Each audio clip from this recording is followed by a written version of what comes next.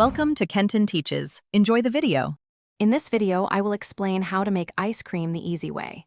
You'll be surprised how simple it is to create a delicious, creamy treat right in your own kitchen without any fancy equipment. We'll start by gathering just a few basic ingredients that you likely already have on hand.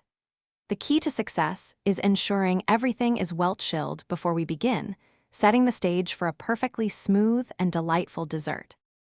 Now, let's mix our base. In a large bowl, combine 2 cups of heavy cream, 1 cup of whole milk, and 3/4 cup of granulated sugar. Whisk these ingredients together thoroughly for about 2 to 3 minutes, ensuring the sugar completely dissolves into the liquids. For that classic taste, stir in 1 to 2 teaspoons of pure vanilla extract. Feel free to experiment with other flavorings like almond or peppermint extracts if you wish. The next step is crucial for achieving that wonderfully creamy texture without an ice cream machine. Pour your mixture into a shallow, freezer-safe container, such as a 9 by 13-inch baking pan.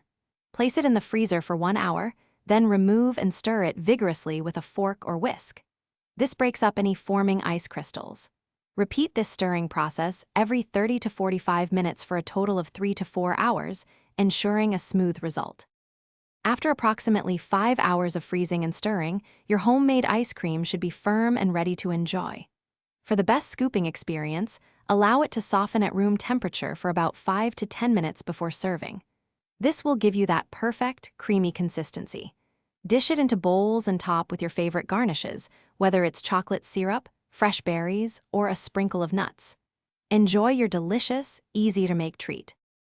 Thanks for watching. Please subscribe if this video was helpful.